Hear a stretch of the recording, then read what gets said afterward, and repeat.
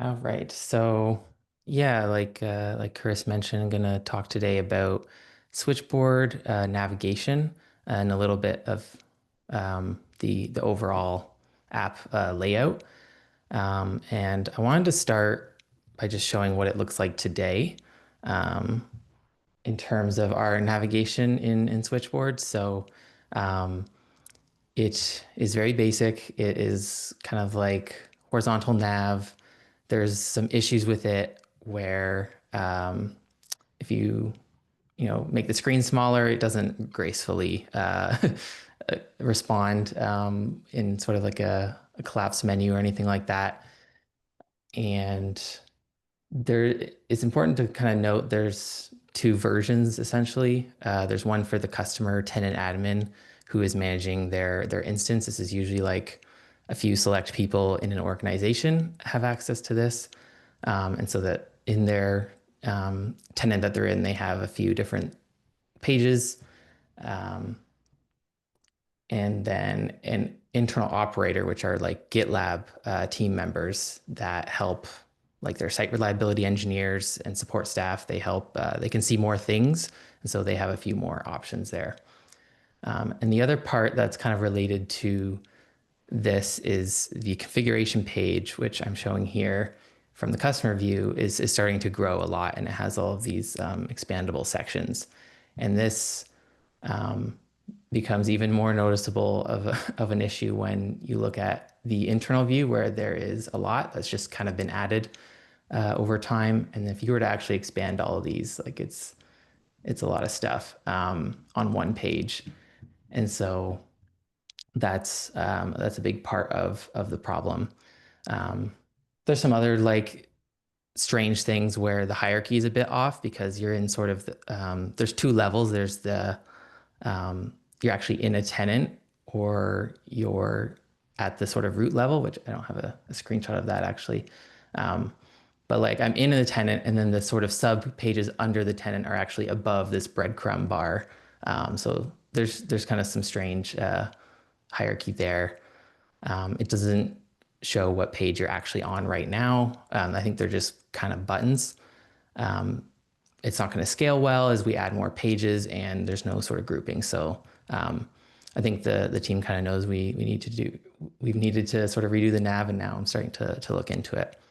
I'd say the overall goals here are to, if we can, have more consistency with the GitLab product and how we do navigation there, and also just making it easier to find things for users, find the right information. Because typically, especially for customer tenant admins, they're occasionally using this, and they're coming in and they need to find something, change it, and then they can kind of forget about it. And so it's not quite like GitLab where someone might be spending all day in this tool. And the other goal is to just have a clear structure that we can make new additions, and it's gonna scale well. Currently, where I'm at, this is kind of in the early exploration and ideation phase, and that's not the right tab. Whoops. Around redoing the navigation, and yeah, I kind of mentioned in terms of like the change risk, like, making a change to GitLab navigation is of course like a big deal. This has way less users and they don't use it as often. And for the users, the internal users that do use it more often, we kind of have a direct line of feedback with them. So I think we can move a little bit faster on this, and there's a bit less risk involved. And like I mentioned, there's external customers, users, and internal users. They have kind of more stuff available to them. And yeah, I'll kind of go over some of the designs. But first, in terms of like feedback that I think would be helpful for me at this point, one question I'm sort of grappling with is like, how similar should Switchboard be to GitLab, the product? There's maybe a line of we don't want it to look exactly the same, because then you kind of can't easily tell, wait, am I in Switchboard or in GitLab? But we don't want them to be too different either. I'm curious if there's any feedback on what I'm going to propose here, which is moving a lot of these subsections in configuration, moving them back out into their own top level pages. And I have a couple variations on sort of a left nav that I'd like some feedback on as well. Um, in terms of like the IA, this feels like uh, maybe it could be a bit of a separate problem to what I'm doing here, but I think conceptually I've created these diagrams to help myself and the team understand like what we're working with. And so there's a whole bunch of pages at the what I call the fleet level. They're not specific to a particular tenant, which um, is like a certain customer of GitLab dedicated and all their stuff, but things that happen across all tenants. So a customer wouldn't see any of these pages. It's internal only. So there's pages to sort of manage like maintenance that happens, sending out custom notifications, and just sort of internal management stuff. And then for an actual tenant, there's a few different sort of categories of settings that I've attempted to sort of split out here into like networking, application settings, and organization settings, and then as well as some internal ones. And so I'll kind of go into some of the ideas here following that IA. One of which is looking at Project Studio and the new like GitLab application UI. What if we kind of adopted a lot of those patterns into Switchboard? And so this is what it could look like. A few little differences in terms of like we don't have user avatars, we don't have even their name, and so we will need to display something different there. Um, but in terms of the left nav, I think there's a lot of patterns we could borrow.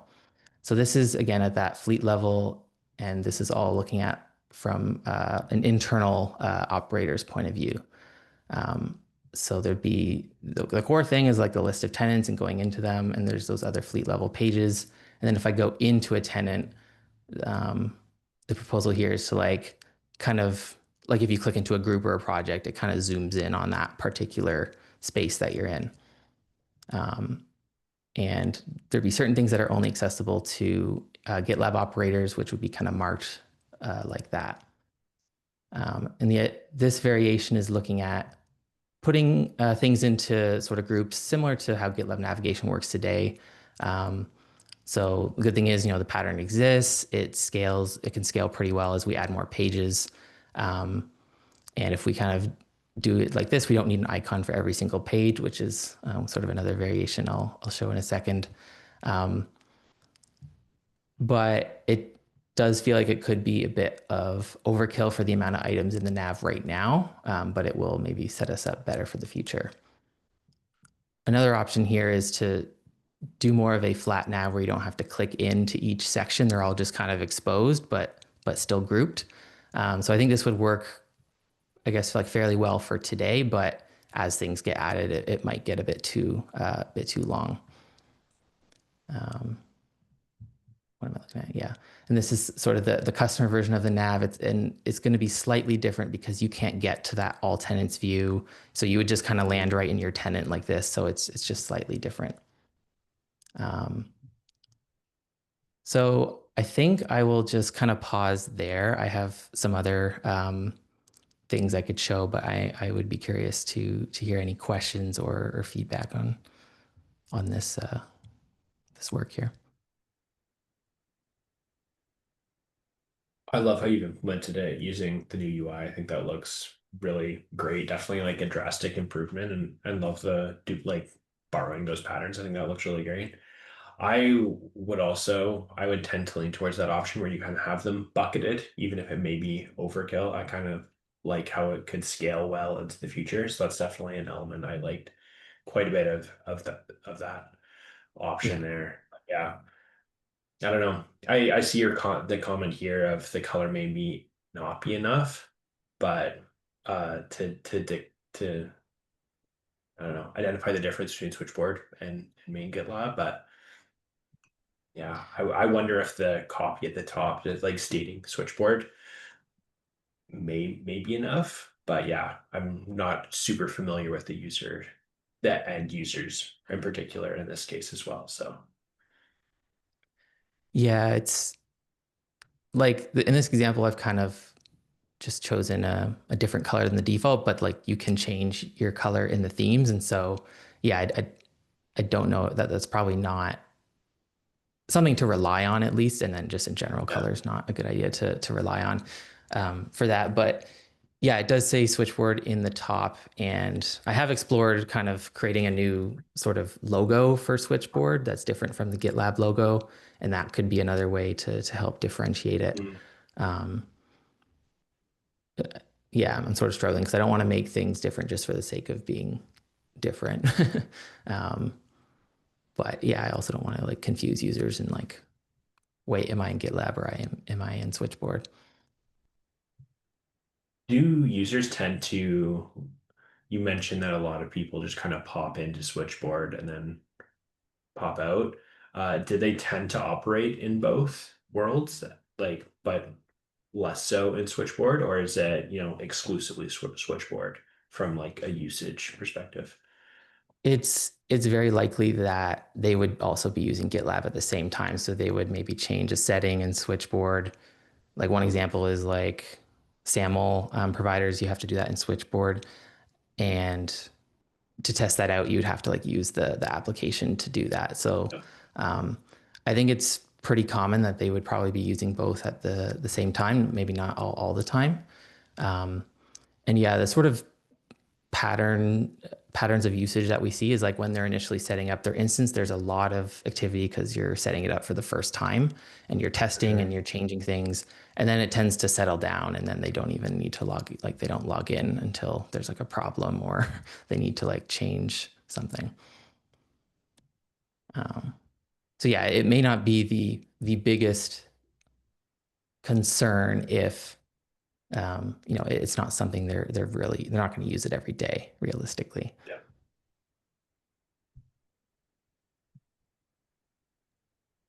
Yeah, Jesse, I was wondering, kind of going back to the look and feel of this. Are you aware of the what is it called? GitLab customer portal? Have you seen any of that? I'm wondering maybe if that maybe should look similar to that maybe, or I think Tim Noah's working on that. I don't know if you've synced in with him at all, but Yeah, I've heard of the portal. And I think I've seen some screens of it. But I haven't seen it recently, so it's definitely a good idea though, because it's kind of in the same boat yeah, somewhat as it's pretty Switchboard cool. for sure. Yeah, I'll definitely take a closer look at what it currently looks like and if there's appetite to to Yeah, I'm change some wondering of their also if stuff there's like too. that same if there's any overlap in those personas too that maybe. Or Yeah. once you purchase, do you go to then maybe Switchboard to get it set up your instance or something like that? Or should there be like an easy way to kind of navigate between them? I don't know, just throwing out questions out there. Not sure what Yeah, the answer is, but sure. There's a user management connection, or is there a user management connection between, sorry, my camera off. I didn't realize. Is there a user management connection between Switchboard and GitLab or between Switchboard and the customers app? No, unfortunately. So it is a completely separate user account. Uh-huh. Um, that decision was made like, I guess when this all started for, I think some various reasons. So yeah, it's a separate login, a separate user from your GitLab. Um, Yeah. yeah, no, I know that, but I guess what I meant was because I see like in this in the screens in the navigation, there's a user section. Is there any are there any common tasks around managing users? Like you add them in Switchboard and then they get an account and then do that was the one thing that I could see maybe being a small connection. Yeah. So there is that users page, and essentially you can add, edit, and delete switchboard users, and give them. There's like two levels of permissions, like just admin, which is being able to edit things, and then read only. Mm. Um, so And for those are the Switchboard customer, users, not yeah, GitLab users. Got it. So they're the people who are you're like adminning the admins. like realistically, I think it's in the order of like tens Yeah, per big organization would be it would not be hundreds or thousands. They don't really need to access a switchboard. So you're right. It's makes that. sense. It's like a dev platform group or whatever the structure is. And yeah, like once they get their Switchboard account and, maybe these small groups of people, they get that, then they can set up the instance and then they can, start inviting people or sync with their ID system. So then that's kind of separate. Yeah, that's interesting. Yeah, I wasn't aware of that. I'm curious now, thinking about this, like, how do you even get to the switchboard in the first place? Do you have to go through billing first? Do you have to, or can you just, start up switchboard and then pay later, uh, for your instance, or? Yeah, it's completely sort of like sales driven. And so once the contract is sort of signed, it's like a big, kind of hefty contract. Once that's kind of good to go, I think, we ask for certain emails of who's going to be the contact to set things up. They get an invitation email with their credentials for Switchboard, I see. and then they can go through this onboarding flow, which we have, which like sets up their actual instance. And so, but yeah, no one can just go to Switchboard and kind of get started themselves, Hmm. just due to the nature of Yeah, so, dedicated. so they're invited. So they're specifically invited by another human, by a GitLab employee, right? I guess. Yeah. Okay, interesting. Yeah, I think there's probably opportunities to like automate things as we scale, and Mhm. have less manual processes. But um, I think that's kind of the state of things today. Yeah. Gotcha. Okay.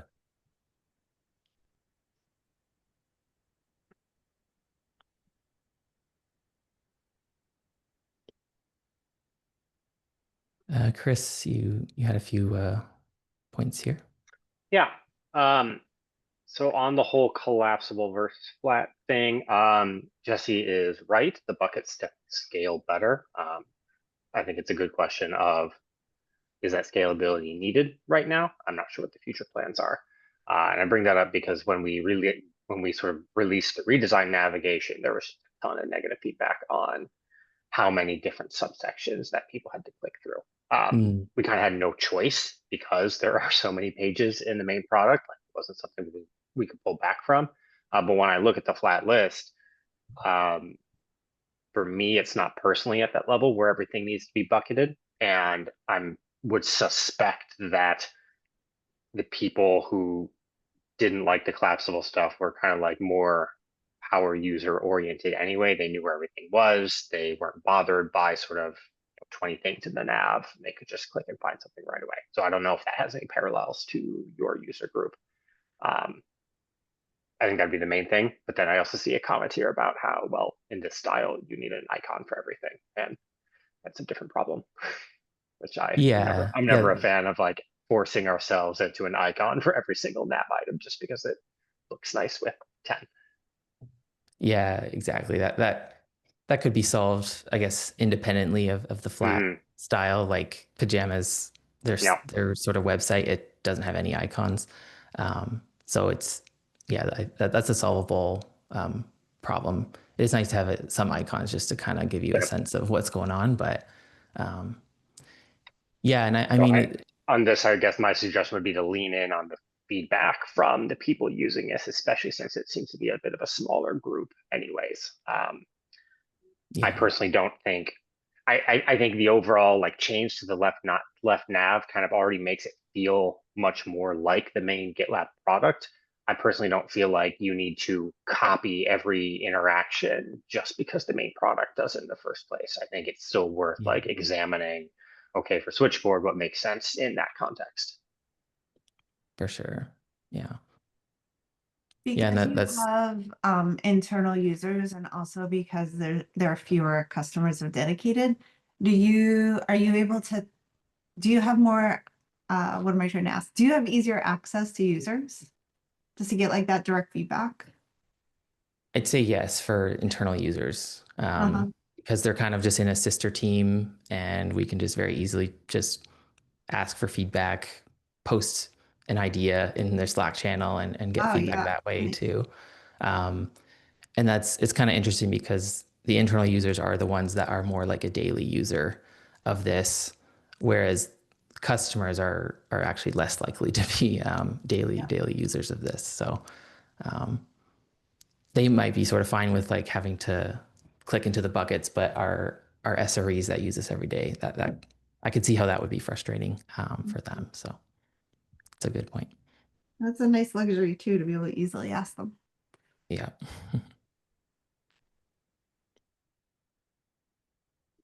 I think my next question is around this, like sort of back to all tenants button that is in the nav. Sort of why include that there instead of leaning on the breadcrumb navigation, especially since it seems like that's how the breadcrumb navigation works in like the current version. Yeah, so I I think I was like struggling with like all of these pages feel like they are equal and none of them is the sort of core homepage. Hmm. At least it presented in a flat list like this. Um, and so if you were to go like into one of these and go back like and click tenants, like I think it could definitely work. Um, but I just kind of felt like conceptually it feels like, okay, should this be sort of like a parent of all of these pages? Um, I'll just say like I don't have like a super strong yeah like opinion. I would definitely like look into trying that out. Um, I, Partly I think it was like trying to just make it clear like am I in this sort of zoomed out view or am I in this zoomed in view? Um, and I guess like personally I should look at the the research of this, but personally I find with the GitLab navigation that's a bit of a struggle for myself of like am I in a project? Am I in a group? Am I just in my sort of zone? Because like the breadcrumbs can kind of change depending on where you are. Yeah, that's But fair, and that's definitely customer feedback too. That they're they don't understand whether they're in a a group context versus a project context, and why the nav is slightly different. yeah, because I almost get the sense of like in this example, all of the stuff in the left nav is about like a tenant, and so all like a specific tenant, and so all the stuff in this main screen should kind of be about a tenant. But then if you have a link to all tenants, like it's not um, a huge problem, but it feels like a bit of a feels like it shouldn't be there for some reason. But yeah, it's a good point. I I'll show some other parts of navigation that I've been exploring. Again, borrowing some concepts that's happening in the main product with panels. And so what I'm looking at is what we've actually done recently is started to create more detailed pages for things instead of having everything in one page. Um, and I'm looking into what if we could sort of use the patterns of like looking at an epic and the issues in it, or the issues list and the issue detail page. We could borrow some of those types of patterns where it's in sort of overview of all, in this example, all of the sort of private link configuration stuff. And then if you click into one of these, you see more details in the panel here. Kind of, yeah, similar to what's being done in the main product. And then again, if you wanted to just open that page, you could also do that, like in the main product. And then another example here is like, I think this would work a lot better than our drawers today that cover the content. In an example like this, it would be nice to sort of show all the content while you're editing something in the side. So I think kind of piggybacking off what's happening in the main product could give us some of these nice interaction patterns with the panels too.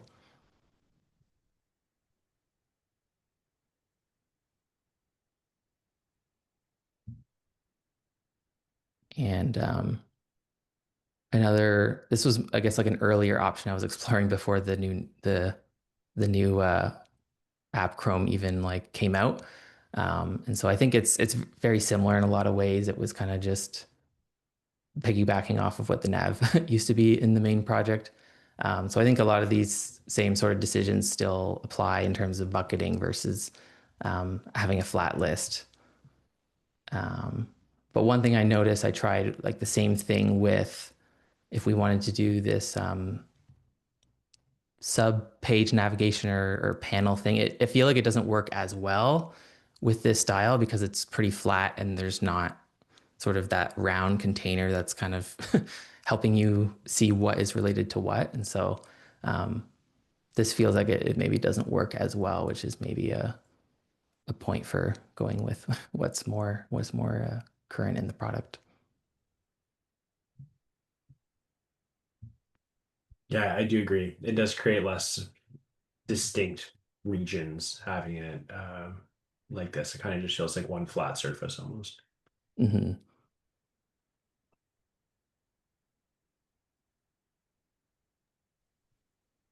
You just see one thing I noticed right now that I kind of like on this version that you have is that you actually just use the icons for the current more umbrella uh section instead of for every single link. I feel like that could work a little bit better too. It's less icon heavy and so it's just easier to kind of glance at what's going on in the nav. Yeah. Yeah, I think there's probably a variation that I could do where it's like the header style. I'll jump over here. Like, yeah, having basically an icon for like networking application and then not for the sub pages. And that kind of solves like icon overload and having to find an icon for everything when Right. there might not be a good one. Yeah. No, that's a good idea.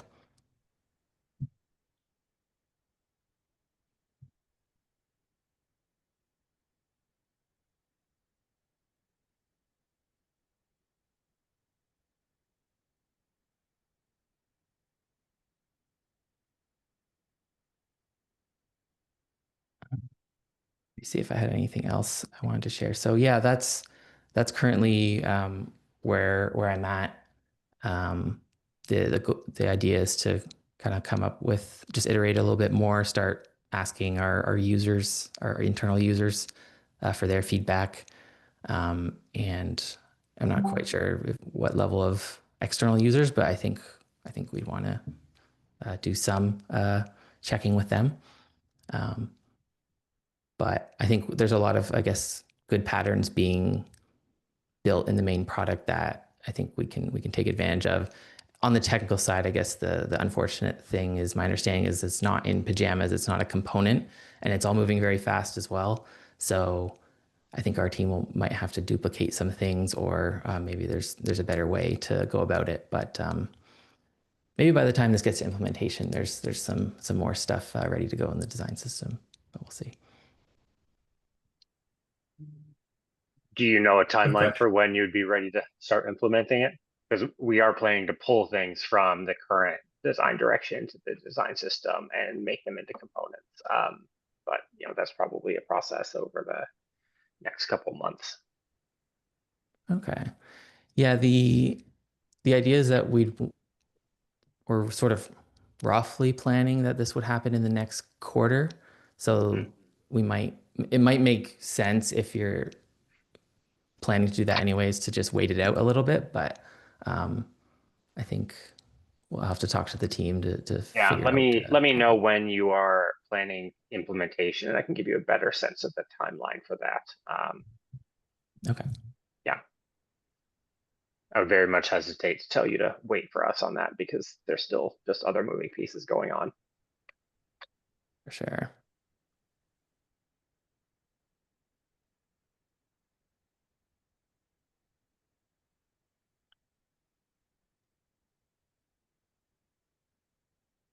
Quick I'll question for you, definitely keep that. Jesse, on the Yeah. bucketing, because you kind of showed that there's some slight alterations in like the future page. I was just wondering if like you like did any activities or anything like that in particular to kind of come to the conclusion of like this should be the structure, the hierarchy that we go for, like with shifting locations of some pages or adding some pages, or if it was essentially just a translation of what existed previously. Yeah. So where do I have it? I did a kind of like an audit of all of the pages and sections. Um, configuration section specifically of like, this is what exists today. And they're basically in 3 different groups. Like some things are internal only and they just display information. It's not actually editable. Then there's ones that are editable, and then there's like things that the customer can actually see. So that's kind of how where I started with. I started with that, and then looked at what are our plans. Like we plan to eventually allow the customer to do X, Y, Z. So like I'm going to design with that in mind in the future. And the plan is to actually just get rid of a whole bunch of stuff that is only available to internal users that they can already see it in. We have basically like a JSON view that a lot of our internal users use, which basically sort of describes the settings as well.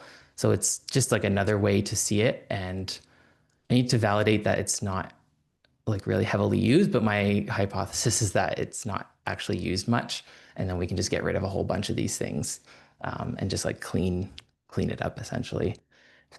And then in terms of like how I actually sort of organized into those categories there, I kind of just took a first stab at it myself, just looking at the different things. But that could definitely be, there could be ways to sort of collaboratively do that with the team and maybe with some of our internal users. Nice. So it's kind of like a starting point.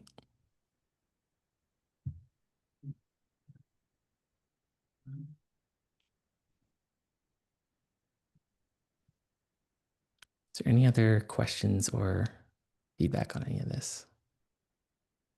Just have one quick question, Jesse. When you click on the switchboard icons top left, like what does that do? Will that take you to all tenants as well? Is it like or is it clickable? It's clickable. Okay. Yeah, the idea is that if you're an operator, it would take you to all tenants because that's where you would land on when you kind of like log in. And then for a customer, it would be like their overview page. It would just do the same thing as that there. Oh, I see. Okay. Makes sense. Yeah, so it's interesting because as I'm saying that, it's kind of doing the same thing as the all tenants back button. So I don't know if we need it, but yeah, that's something to think about. Gotcha.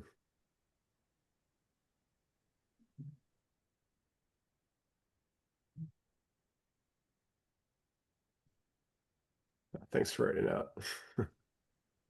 Yeah, just making notes.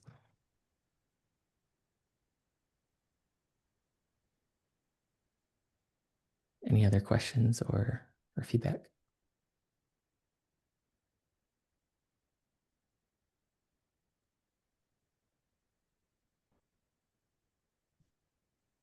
All right.